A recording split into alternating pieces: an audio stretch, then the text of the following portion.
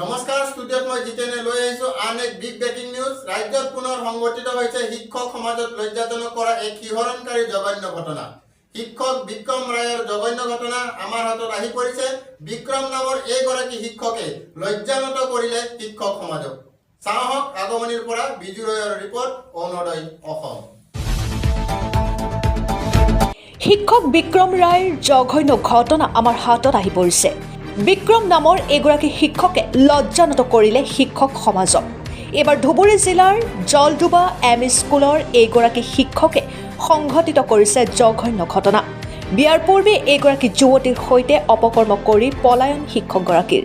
উল্লেখ্য যে প্ৰথমে দুয়োৰে ঘৰৰ পৰা বিবাহৰ বাবে দেখা শুনা হয় আৰু তাৰ পাছতে যুৱতীগৰাকীৰ মোবাইল নম্বৰ লৈ এদিন দুদিন কথা পাতি দুয়োৰে মাজত গঢ়ি উঠে এক গভীৰ প্ৰেমৰ সম্পৰ্ক। এনেদৰে কিছুদিন যোৱাৰ পাছত যুৱতীগৰাকীৰ সৈতে এগৰাকী লম্পট শিক্ষকে বিক্ৰম ৰায়ে শাৰীৰিক সম্পৰ্কৰ প্ৰস্তাৱ আগবঢ়ায়। যুৱতীগৰাকীয়ে প্ৰথম অৱস্থাত অমান্তি হয় যদিও শিক্ষকজনে বিয়া কৰি তাইক স্ত্ৰী হিচাপে লৈ যাব বুলিও কথা দিয়ে। এতিয়া ছোৱালীজনীৰ লগত শাৰীৰিক সম্পৰ্ক কৰি যুৱতীগৰাকীৰ লগত যোগাযোগ সম্পূৰ্ণৰূপে বন্ধ কৰি দিয়া যুৱতীগৰাকীয়ে শিক্ষকজনৰ ঘৰত উপস্থিত হয়। কিন্তু লম্পট শিক্ষক আৰু তেওঁৰ পিতৃয়ে মিলি যুৱতীগৰাকীক মাৰপিট কৰাৰ গুৰুতৰ অভিযোগ উত্থাপিত কৰিছে ভুক্তভোগী এইগৰাকী যুৱতীয়ে।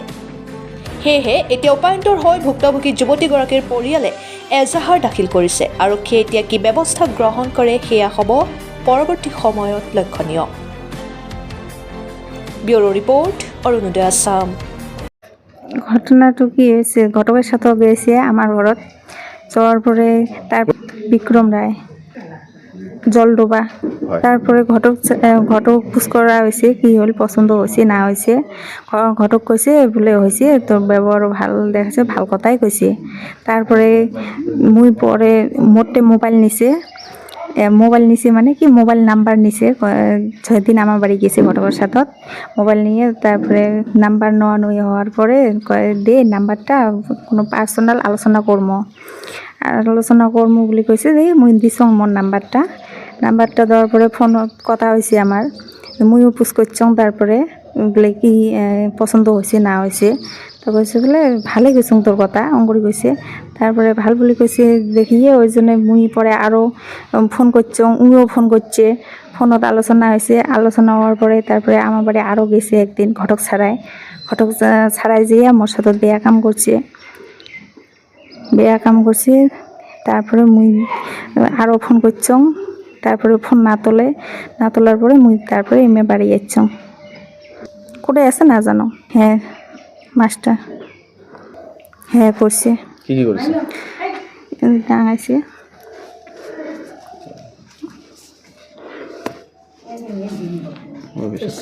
তাৰপিছত কি হ'ল, এতিয়া কি কয়? চৰাইছেও, চুলি ধৰিও টান দিছে। এলাউঙে তো নাই বাড়িত, বাপ বেটাই নাই, কোটে লাগিছে। অন্য মানুষ না ডাঙায়, মাস্টারে ডাঙাইছে। হয়েছে দুই তিনবার হয়েছে। কোকরাঝার এসে ডিস্ট্রিক্টে রূপসী থানাত। এলা মুই চাং যে আসুক, এলা কি করে বিয়ে করাই না করে মুই সংসার করি চাং। আর আমার বাড়ি যে গেছে, যে মোর সাথে যে সম্পর্কটা করছে, স্বামীর পরিচয়ও দিছে যে স্বামীর সাথে করলে কিছু নাই, মই তো বিয়ে করাইমি না। কি হৈছে সিহঁতৰ ঘৰত মই ক'ব নোৱাৰোঁ। বহুদিনৰ পৰাই বোলে কিবা কিবি 3 দিনৰ পৰা এটা ছোৱালী আহি আছে বুলি এইটো মই গম পাইছোঁ, এই বিক্ৰম ৰায়ৰ ঘৰত। আচ্ছা, আজি কোনো দিনে কোনো মানুহে মোক কোনো কথা কোৱা নাছিলে। আজি মই এঠাইত যাবলৈ ওলাইছিলোঁ, ঠিক তেনেকুৱা টাইমতে ছোৱালী পক্ষৰ মানুহে আহি মোৰ ঘৰত আহিল। মোৰ ঘৰত আহাতে মই ক'লোঁ যে এনেকুৱা কথা, মোক সিহঁতেতো ঘৰত নাই, কাৰ লগত বহিতো আলোচনা এটা কৰিব লাগিব। কিন্তু আহি দেখা পাওঁ যে তেওঁ ছোৱালীজনীৰ ল'ৰাজনো নাই ঘৰত, ল'ৰাজনৰ দেউতাকো নাই ঘৰত। আৰু এনেকৈ কি তেওঁ 2টা ভনী আছিল, সেই ভনী 2টাও আজি ঘৰত নাই। গতিকে কিবা এটা সুসমাধান কৰাৰ কাৰণে ইহঁতক যদি আলোচনাৰ মাজত আনিব পাৰিলোহেঁতেন, কিন্তু সিহঁতকে নাই ঘৰত, কাৰ লগত আলোচনা কৰিম? গতিকে এতিয়া সিহঁতেতো এৰি নিদিয়ে। গতিকে কৈছে আপোনালোকে যদি কিবা সুব্যৱস্থা কৰিব পাৰে কৰক, ওপৰত যদি কিবা কৰিব পাৰে কৰক। সিহঁতে যদি নাই ঘৰত, আলোচনা কৰাটো আমাৰ গাঁওবুঢ়া হ'লেও কি হ'ব? মইতো গাঁওবুঢ়া হ'লে কথা দিব নোৱাৰোঁ। সিহঁতৰ পৰিয়াল আছে, সিহঁতৰ সংসাৰ আছে। গতিকে সিহঁতে যি কৰে কৰিব আৰু। প্ৰত্যেক বছৰৰ দৰে এইবছৰো অৰুণোদয় অসমে লৈ আহিছে সৰস্বতী পূজাৰ চেলফি প্ৰতিযোগিতাৰ গীত ধামাকা। ইচ্ছুক প্ৰতিযোগী পুৰুষ মহিলা উভয়ে সৰস্বতী পূজাৰ মণ্ডপত এখন চেলফি ফটো তুলি আমাৰ 9957282244 এই হোৱাটছএপ নম্বৰত প্ৰেৰণ কৰিব, লগতে নাম আৰু ঠিকনা। প্ৰতিযোগীসকলৰ ভিতৰত প্ৰথম, দ্বিতীয়, তৃতীয় স্থান বাছনি কৰাৰ লগতে 5জন প্ৰতিযোগীক নিচুকনি বঁটা প্ৰদান কৰা হ'ব। ধন্যবাদ।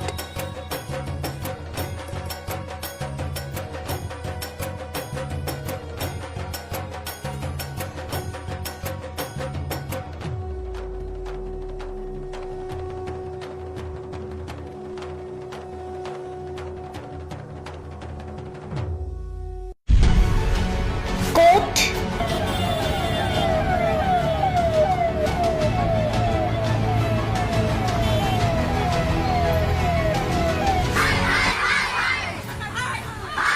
কিয় কেনেকৈ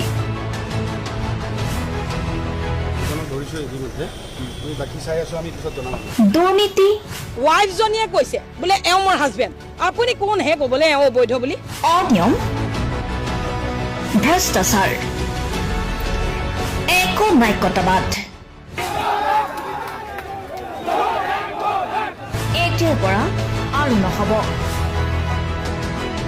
আমি দিম সত্য বাতৰি।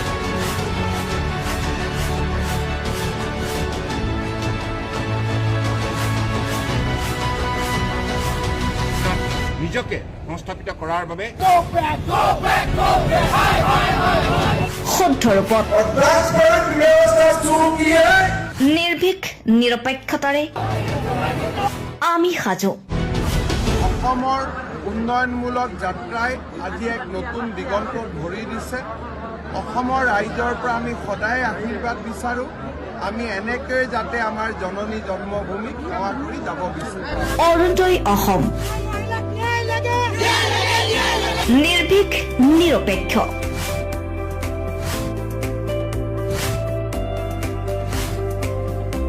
ৰাইজৰ বাবে ৰাইজৰ পক্ষত অৰুণোদয় অসম।